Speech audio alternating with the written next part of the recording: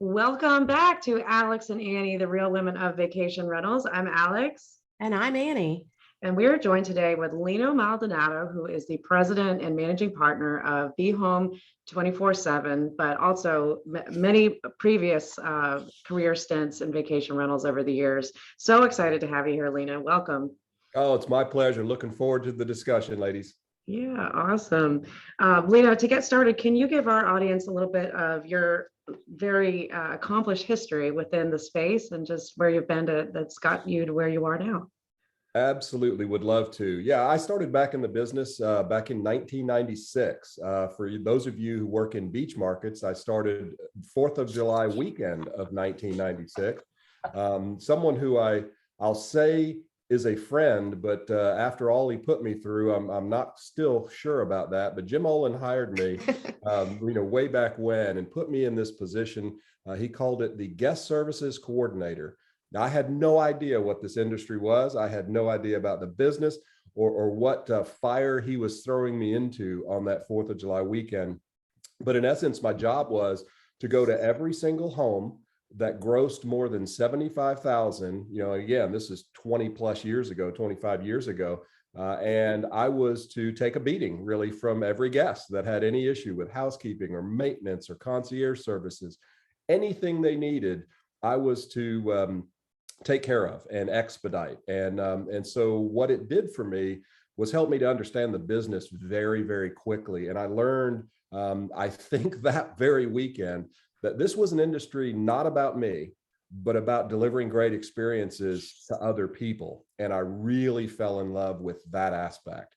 And so that really started, my career. I worked through a couple of positions with Abbott Resorts, from rental manager on up. And then we were sold to create the first IPO for ResortQuest back in those days, which was one of the industry's first consolidation really of brands and professionalizing this particular vertical. And so I worked through several positions there, GM and upwards and onwards. And then ended up leaving the business in 2006. Group of us got together in the fall and devised a plan to buy ResortQuest from Gaylord Entertainment Group, and we were successful in closing that in June of 07. And retooled the company, got back down to the basics of what the industry really is all about, and that's obviously owners, guests, and the people or associates that you're working with. And then we ultimately sold the business to Wyndham in the fall of 2010 to form Wyndham Vacation Rentals North America. Had a great run for about 9 years, and then Wyndham decided to exit the short-term rental business in the fall of 2019. And I decided at that time to really focus my career in a different path. And I had found BeHome as a customer about 10 years prior, and was one of their larger customers in the space, and really helped to develop some of the workflows and automations in my business, my region for Wyndham, which was about a third of the US, which I was running on an old AS400 platform. So try telling your interns every year, from 50 different colleges across the country, that green screens and no mouse are really innovative. Yeah, Wow. it's the modern times. It's the modern times, the very best of the best, right? And so I found BeHome 24/7 really as a customer, and really started bringing problems that I had operationally to Joseph and his development team. And they would, help to develop, the workflows that I needed to improve how we were doing business, and really with the basics, housekeeping and maintenance and laundry and smart device management and control and all of that stuff. And we sort of, in a roundabout way, created one of the better operational platforms, enterprise platforms on the market today. And then started, bolting on property management solutions as part of our technology stacks. And so we're really excited about where we've been. We're very excited about where we're headed and what the industry, the tools that they now have to be successful. Gosh, there's so much there that you've covered. And having been in the Panhandle when all of this was going on, I can empathize with you. I started in the hotel side of the industry, 4th of July weekend of 1992. And then was just front desk for a while and ended up ultimately running the front desk at a hotel for spring break. So I know being broken in and being the sounding board for guest complaints is a definite trial by fire. But I think that all the stuff that you've done in the Panhandle, again, I've known you through people for years, and you bring up Jim Olin, and then of course the AS400 just harkens to Steve Karen, an interview that we just had with him recently. So I think that you guys have a lot of positive crossed. And one thing that you bring up is just the challenges that you had as an operator that you brought to BeHome 24/7, and they were already helping, but you were able to really help them modernize their offering. And I think that that's a thread that Alex and I have found pretty common with people, is that there was just a problem that everybody had, and that was how they created ultimately where they are now. So I'd love to hear more about what BeHome 24/7 is doing now for the industry and where you think it'll take you down the road. Yeah, you're absolutely correct. There's a lot of great software out there on the market today. In fact, when we started back in the late 90s and in the early 2000s, the technology needed to even build good technology was not available. And I think that was one of the early stumbling blocks of ResortQuest. And I think 2 different times there was multiple millions of dollars spent to build an underlying property management solution that was modern, and it was based on real workflows. When I say there's great technology out there, there really is. The problem that I still see in the market today are really 2 things. The first is that a lot of these technologies are built by really smart people, but they've never cleaned a toilet or checked in a gap.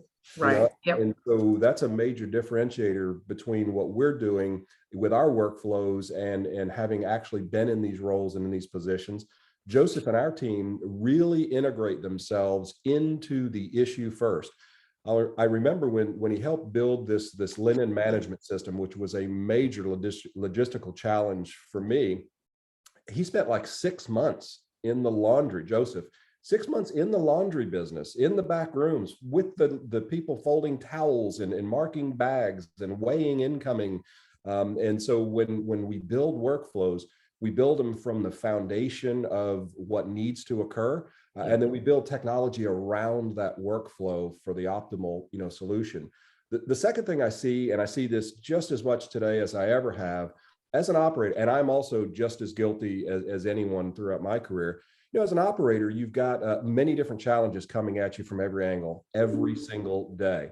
And the easy way to solve a problem is to grab a particular technology and plug it into the thing that you needed, right? If you got an issue in housekeeping, grab a housekeeping widget, and then you have an issue with maintenance, and you try to solve that with a maintenance widget, and then you got an advertising opportunity, so you plug in another widget for that. What you end up with, thinking that you're becoming more efficient or more effective in your business, you're actually building what I call the leaning tower of tech. Because all of these things you're plugging in don't talk to one another. Right. They don't pass information back and forth. The people who need this information also need this as well, but maybe at a different date or time. And you're creating an environment of really disconnectivity and inefficiency, thinking that you've just improved your business. So we've set out a long time ago in building our ecosystem. So all of these different things or components of operations all are operating in a central nucleus and then feeding back out all of the data that we're managing or mining back into the PMS underlying systems, all the way down through accounting and payables and you name it. So we try to incorporate efficiency in every department or aspect of the business into a single screen. That is very difficult to do. And I think that's something that Joseph and team with BeHome have done very successfully. Yeah, that's interesting. And when you're talking about the leaning tower of pizza of software, we refer to it as Jenga in our company. And we've built our own software over the years, but in the last couple of years, we've put a major emphasis on rebuilding a lot of those aspects where everything is now on Microsoft Azure and all in the same environment. But under the same auspices of how we were built, it was okay, and we built it all ourselves for the most part, but we can do this marketing widget or this housekeeping widget or this and that. But it's this, we've, ended up at the same situation that you've got all this data and all this information and functionality, but it's not being shared in the way that it needs to be streamlined to really be able to optimize that. So we've kind of taken a step back to look through that and say, okay, if this is something that we want to be able to be more utilized in the market, we've got to be able to, start that foundation again. But it's, looking back on the progression of software over the years, that's, you said it exactly right. I mean, it's definitely been it's been a journey. And I think our software for property management, vacation rentals really has really gone through the roof in the last few years. I think there is a lot of great technology out there. And I think there's a lot of information out there that's guiding how things are built. But for a long time, a PMS was just a PMS, and it was very basic and simple, and it was an accounting platform. And I'm sure some of the software companies kind of miss those days because that was easier to build, but there's so much going on now. But, I think it's a good thing for our industry, because I think it shows that we are very collaborative, we're innovative, and we're taking guest experience and all these different things to the next level. But it's exciting to see what BeHome has done. And, we talked about this in more depth on our pre-call, but I didn't realize how in-depth the offerings were of what you guys have built. So it's quite impressive. Well, thank you. Yeah, we look at operations in a completely different perspective, and we don't want to solve a single issue. I think we're pretty well known. Joseph and team have done a really good job, getting our brand out there in this segment. But I think the folks who don't understand all of the different pieces that we offer look at us as like smart device control. And really, we do that over. I think that's what I thought you were prior to hearing more. So there's so much more. When we've got over 1,100 APIs for different devices, device types. Our systems talk in a lot of different languages: Zigbee, Z-Wave, 802, Bluetooth, cellular. So we can pull together a lot of pieces of hardware and make them do things in your operational workflows that they weren't intended to do, nor that your PMS can control. But really, smart device is only about 15 to 20% of our offering. Everything from automation and status management, housekeeping, maintenance, laundry workflows, guest services, communication, digital documentation. I mean, the list goes on and on. But we've built it in such a way that you decide how you run your business, not us. We're not a software company that hands you a license and say, okay, here's our system, here's how you use it. You must run your business this way. Right. Yeah. Because what I've learned over the years is that I've probably been through 10 or 12 different RFPs for property management solutions. And there's some really good ones out there today. That's what I'm most excited about. And we've partnered, I think we've got integrations with over 50 different PMS brands right now, which is fantastic as well. But I like to say front of the house, finally meet back of the house. And so between us and your PMS solution that you choose, we pretty much are the only two technologies required to give you a robust operation system, which is great. When we do take over a new account, we typically displace about 3 or 4 of those little point solutions that we discussed earlier, which streamlines your operations with the goal to generate more time and efficiency for your staff to focus on the things that really matter, which is owner and guest relations, and then your company culture, right? So spending a lot more time on those things versus pushing paper through departments, through tasks and the like.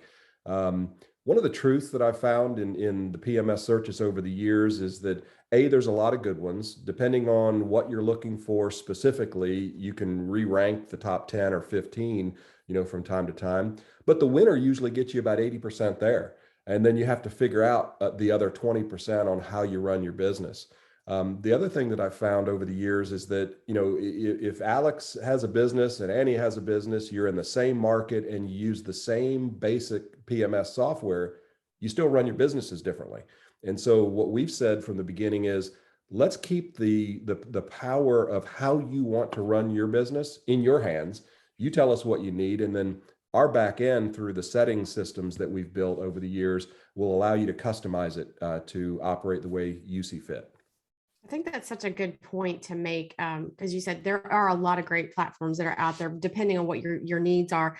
But to your point, that if everybody can have good operational efficiencies, that is good for everybody. But they do operate in different ways, and I think so many of these platforms come to come to a property manager and say, we have the solution for you, but it's not flexible enough to manage how the manager manages their Right. property. So, being in tune with their needs. And you said early on, and we interviewed Jim DeVos from Best Beach Getaways, and he's developed some platforms for his company and started out in housekeeping and maintenance, and really fine-tuned it based on what they needed, not what somebody else was telling them they needed. And he knew how to run the company and how to be efficient. And so they've developed their platform around that. And I think you're doing the right thing, is that you're listening to the people, and you talk about the developers with you guys being in the weeds, getting in there and understanding what everybody does. I think that's very important. And some of these technology platforms don't necessarily understand or focus on that part of the equation.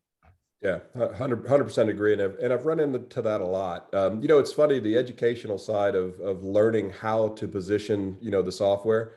For the epiphany for me was when, again, at Wyndham, large operation, I went into one of my managers. Wyndham had decided to integrate with a large maintenance company. You guys know the brand; it's in our market, but they were bringing that over from their HOA business and timeshare business. They want all of our companies to use this maintenance software. And so I go into one of my managers I had heard refused to start using it. And I said, Debbie, why? I understand you're a holdout here. This is more of a directive. Everybody's got to use this maintenance system. And Not a she suggestion. So I'm a big culture guy, so I'm not. Right. I don't try to jam anything down anybody's throats. But I was a VP and really needed to understand why my people were revolting. Right. And so Debbie, who ran the largest project for me in the Panhandle, by the way, I sat down with her. I said, Debbie, what's the problem? She said, Lino, I am not signing on to another, and she said, dang, software to run my business. I'm already doing, and I just followed her, and she was literally 2 or 3 things that she had to get in and touch, and even do, dual accounting in, just to complete a work order. Right. And so that was a huge eye-opening opportunity for me to learn from the people doing the job every day. And this was 8-10 years ago now. And I said that day, I will never make a decision for my people that I don't fully understand the benefits and how it's going to positively impact their day. Not if it comes from senior leadership at Wyndham or anywhere else. It's not getting past me until I know how it's going to affect the people that do these jobs every single day. If it makes their life easier, better, more effective and efficient, I'm in.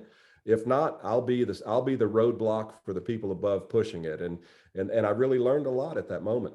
And that can really kill a culture. I mean, when you start, giving so many different programs that an employee has to use to do their job, that can make or break the culture within your company and the success of those employees, within your organization. But, it's from the outside. I'm in the Myrtle Beach market. You are both down in the Panhandle, and we've had several Panhandle graduates of vacation rental on our show so far. And it's really interesting to listen to all of you speak about those early days in your experience, because many of you are now doing something outside of what that original job was, but you've taken that operational. You didn't start out as technologists. You guys started out as operations guys for the most part, or in sales. And now, you're leading these businesses that are excelling on the basis of technology. But, when you think about that, like you said, it's because you built these workflows, these user flows, these situations based on what is necessary for an enterprise level company. And a lot of the software that we're seeing that comes out now, it does cater to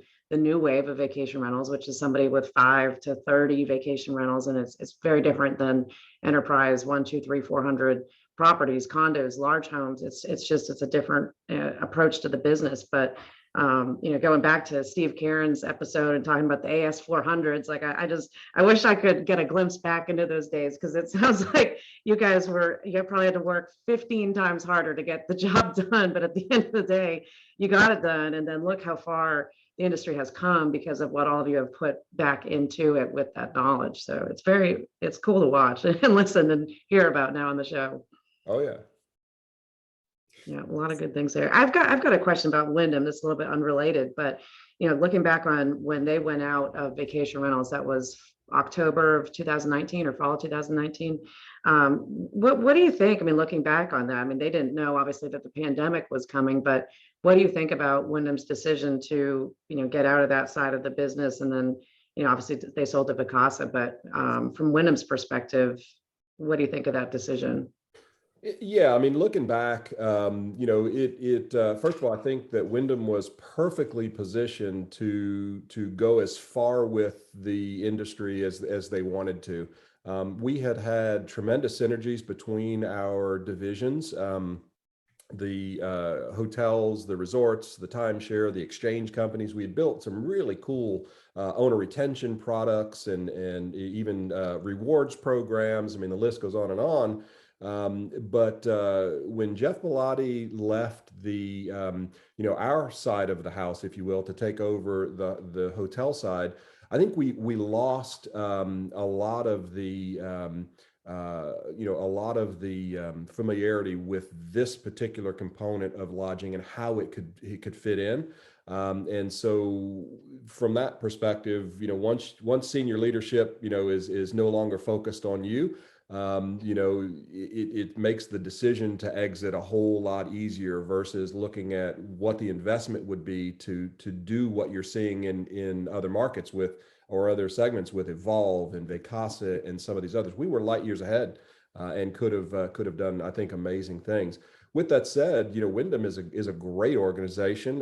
They're a timeshare and hotel company. They like to keep their focus in their lanes, and you really can't argue with the decision. Was it disappointing for me personally? Absolutely. But at the same time, I understood that we were a small percentage of their overall picture, and to get the focuses on our industry that are necessary, then you've got to get that married with a company that is focused. And certainly Vacasa is focused on this segment, as are others as well. And I think that the people and the units and the owners will do much better when they have ownership that is purely focused versus sort of distracted in other lanes as well. So personally disappointing because I was not finished with some of the work and things that we had done, but at the same time, tremendous opportunity for me to get into some other things and continue in the industry that I love so much. Yeah, absolutely. And at that end of fall of 2019, that was a interesting time for a lot of vacation rental operators. That's when we had purchased one of our largest competitors, Condo Lux, at that time. And whether good or bad, heading into the pandemic, the next year was hard, obviously, for everybody. But of that came such demand and spotlight on vacation rentals that I just wonder if they kind of wish they had kept more of it. I know they've got interest in Vacasa, but it's like now, you see Marriott making such a push to get involved in that. Marriott is hotels, vacation rentals, and timeshare. So, Hilton, we haven't seen yet what they're going to do on the vacation rental side, but I'm interested to see what that will look like. Lena, we were just at GNX last week and got to hear from Mike Flasky, who was the CEO of Diamond Resorts. He was the keynote speaker. And I mean, they sold to Hilton for $4 billion last year. So I'm sure they're probably waiting a little bit before they make a huge purchase again. But it's just it's interesting to see how timeshare has evolved within the industry too. And I think it's just an exploding segment of travel that just with vacation rentals also, the margins are different, obviously, but there's demand for both sides of it. And I think it was an interesting conference. I'm glad that we went and that we got to speak about vacation rentals because I think there is a lot of interest in how the two can work together. But do you want to give a little bit of a backstory about the idea for our panel to start on that side and just your experience with Wyndham working with the two segments? Absolutely. Yeah. So we, as Wyndham had 3 divisions plus RCI. So we, hotels, you had timeshare, vacation rentals, and then RCI we owned as the exchange company. And, initially when we joined Wyndham, there was the, sort of arms around each division. Oh, yeah, you can't touch my customer list, and I, really fire drills to figure out for me how we could work together versus being told why we can't have or get to certain information or data or whatever. And so, as a builder, model myself, it's I don't look at roadblocks. I look at opportunity, and I tend to focus there. Some will tell you maybe too much, but I love to be challenged by things I do not know or understand. And so I jumped right in on the timeshare side, and I said, look. The way that I see this, you guys are a sales company. You make, most of your money on sales transactions. You do things exceptionally well from that perspective. 50% of every owner you have, or 50% of your sales come from developing higher level clubs and selling to existing owners. So there's a demand, there's a love of the product. We have a lot of similarities from our owners' perspective. Their goal is to generate the sales side, and they need leads to do it. 100 leads to get to 10 tours to get to 1.5 sales.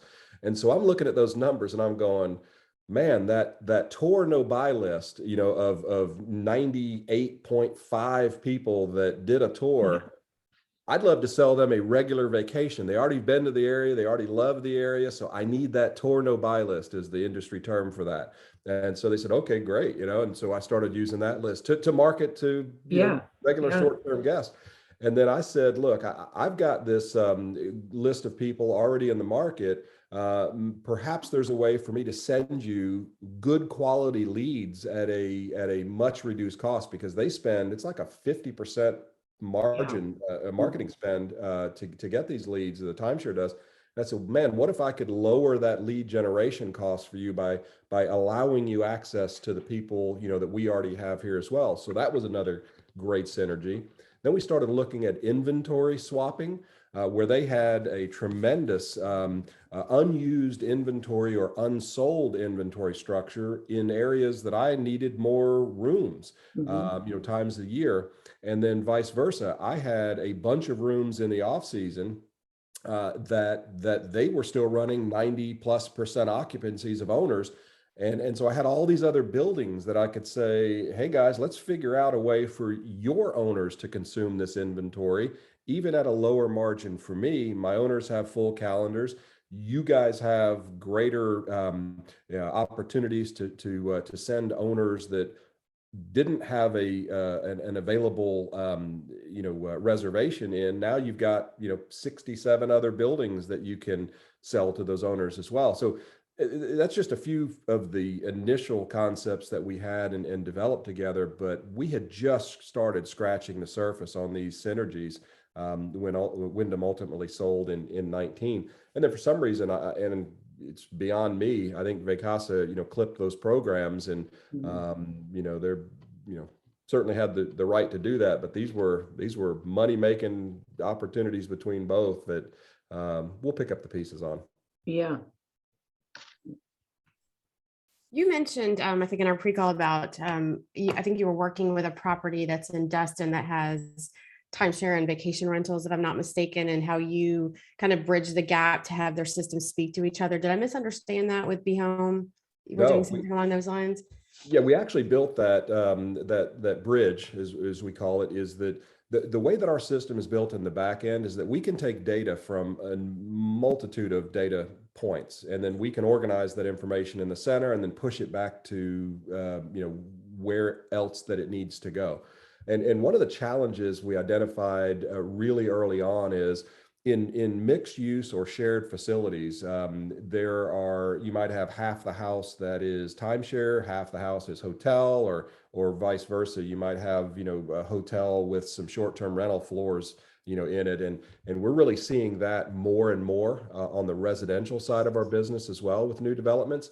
And so we built a bridge between two technologies. So we won't be able. So instead of just connecting to a single PMS environment in a building, we can actually have multiple PMSs in the same building, feeding data to our central point, and then us pushing out reservations, to both sides. So when you think about it, think about a building that's half and half that has a shared front desk.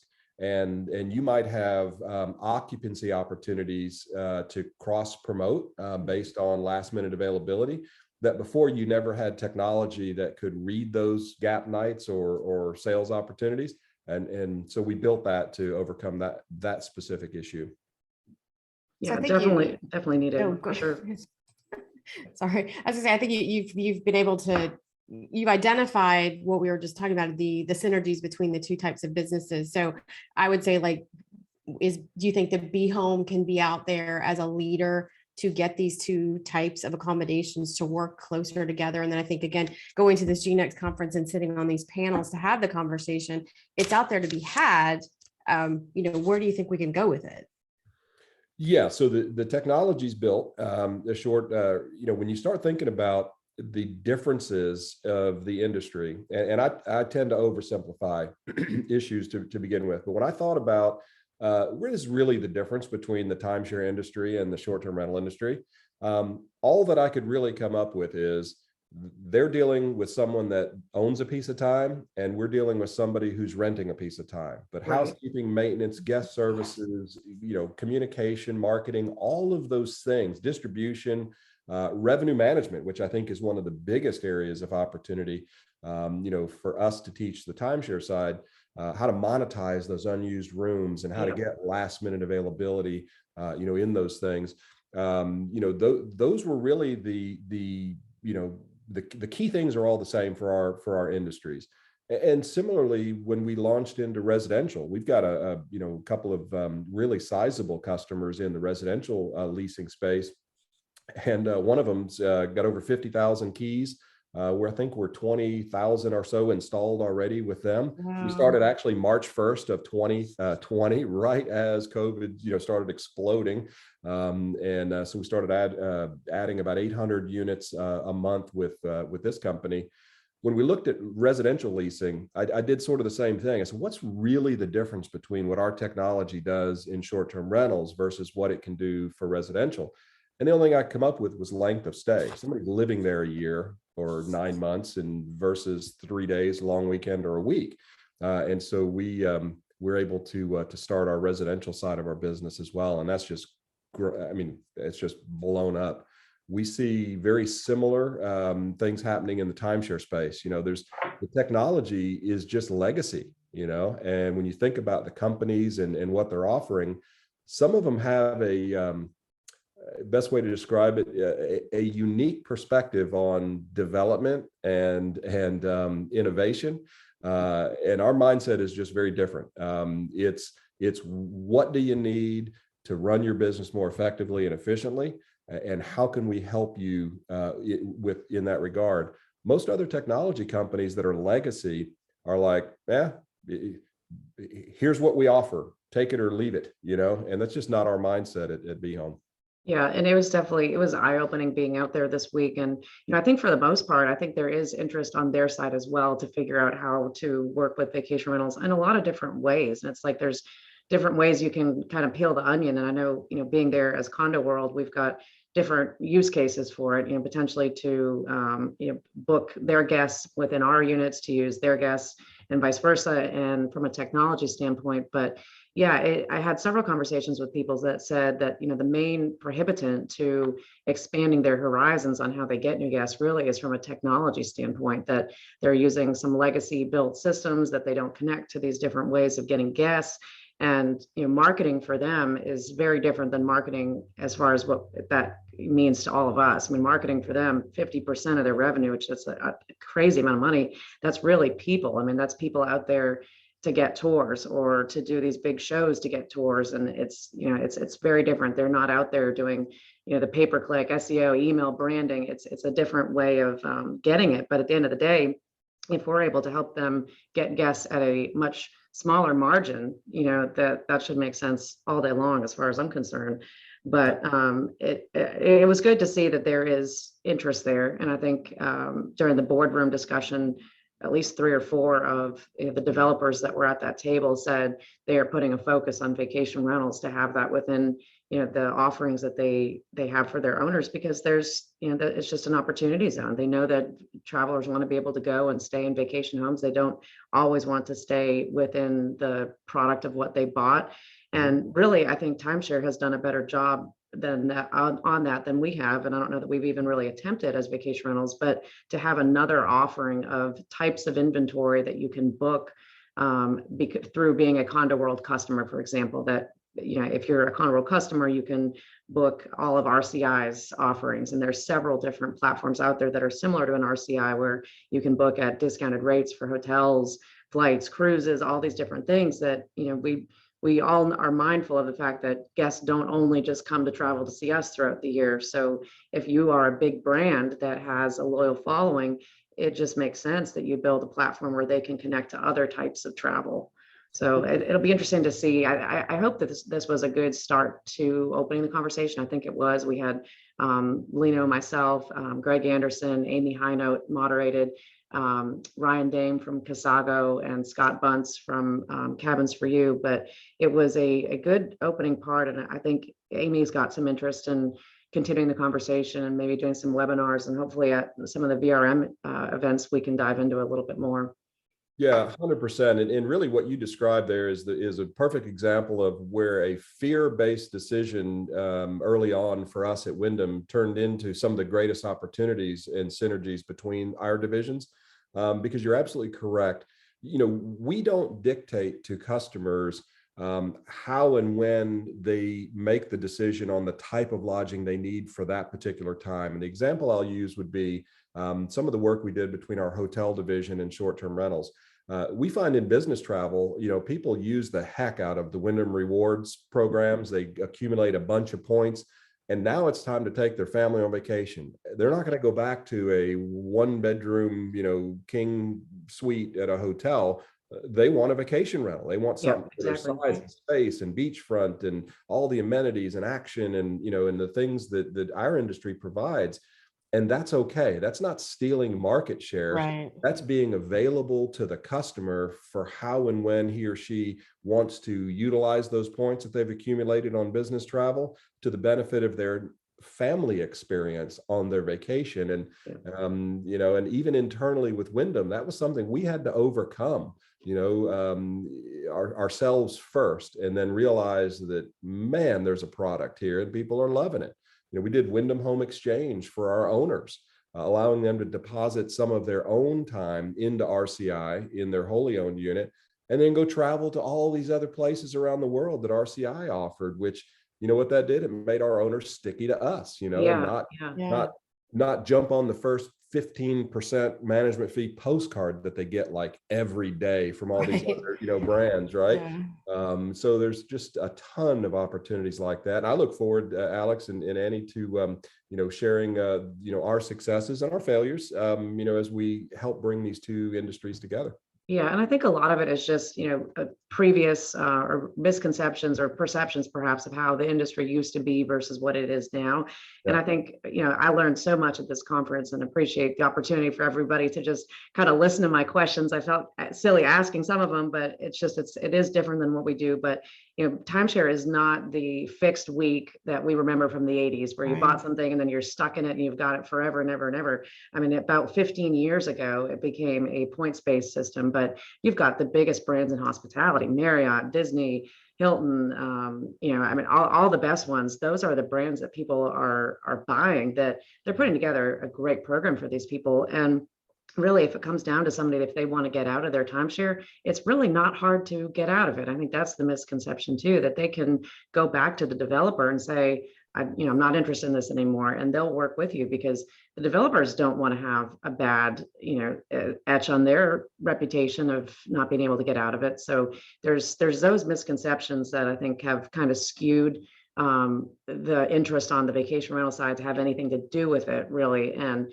that's where just learning about each other and being open to learn starts, the next steps in this journey. Yeah. But no, you're 100% correct. And I'll tell you, on the I am not a timeshare guy. I'm not a timeshare owner, but I do think I understand a lot more about the industry than I did, prior. But I had some of those same initial concerns, that we didn't want to put timeshare concierge desks in our condo lobbies Right. because we didn't want to have the carnival barking and Yeah. Yeah. tactics and all that. But the reality is, a timeshare vacation today, or even ownership today, is really just a prepaid vacation. You Right. know you're going to go on vacation. You haven't decided where yet. So buy some points and then apply those points to whatever you decide. Is really the modern approach. When you think about just Wyndham, I think it's 11 billion dollar timeshare company. 50%, 50% of their sales every year are owners buying more. Right. Yeah, And so exactly. I It's heard that, astounding. I'm like, That's holy astounding. Yeah. mackerel, Yeah. Yeah. yeah, very good product, and certainly a right fit for some, and not all. But I definitely feel like when you think about the younger generation today, who doesn't want a mortgage, who doesn't want car payments, it might be a more perfect Yeah. position for them than even buying a whole condo or house. Who knows? So I think that there's tremendous opportunity for sure. I know one of the benefits that they try and sell, and this I've heard over the years from friends that work in it, and then recently I've been able to see that example. But I mean, in essence, you're prepaying for a vacation, but that prevents inflation, which right now we know is a massive thing. And so I've taken a couple tours, and we've been to Mexico, and I probably should have bought because we're looking to plan our next vacation, and it's significantly higher than it was the last time I went. So, the overall premise of it does make sense. And I think with vacation rentals, we have such a user group of travelers that they do book well far in advance, and they do want to know that next trip is coming next year. So I think the intent and the loyalty of vacation rental travelers, they could be thirsty for a product like that, and it could be that it's a vacation rental company that starts to do kind of more of like a timeshare membership based model, where you can buy those points up front. But lots to learn. I guess the only advice I would give to anybody listening is just keep your mind open, and there is a lot to learn from the two, and just having those conversations doesn't hurt anybody. So Definitely. Yeah, I think that one of the things that we've found with everybody that we've talked to is that we can accomplish the most great good for any organization outside of that comfort zone. Just get outside of what and try something different. And what you did at Wyndham obviously was not something that they were enamored of initially, but it worked out to the greater benefit. And I think to your point about using points and companies, that's what Marriott's banking on. I mean, they're banking on their Bonvoy, leveraging their Bonvoy membership. So I think that the industry overall has so much more room to grow and so much more advancement that is there to be had. And it's exciting to see another great mine from the Panhandle. I don't know what it is about the water down here, but we grow a lot of great mines. So I'm excited about where we go. We're kind of at the end, and I know I sent you a few questions just kind of to get your mind thinking about things we could possibly ask.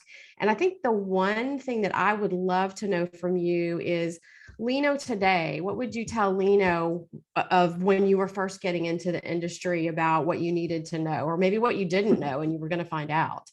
Wow, what a great question. What would I tell little Lino, right? Little Lino, yeah. I would tell him a couple of things. One, you hang on, it's going to be a very interesting ride. The other thing I would tell little Lino is that, you are going to be so appreciative of all of the relationships and the experiences that you're going to have on this journey, and never stop learning, because that's one thing. As I look back, I think about all of the wonderful people, the relationships that we've built, the fun we've had, the excitement in hospitality. That's something that never gets old. I'm just as excited about, getting up and getting involved in this industry today as I was 25 years ago. And I don't think that's the same for every industry, but that's something we can offer with this one. So I hope that answers the question. Yes, that's a great answer. And I agree with you 1,000% on all of that. I think that's wonderful. It's very true. Yeah, especially within our industry. I agree too. I don't think that it is the same within all industries, and we're becoming a bigger industry, but at the same time, it always has been big, but has always been small at the same time too. And I think really technology and everybody keeping in touch better between LinkedIn and conferences has fostered that, to really see how we can all connect the dots together.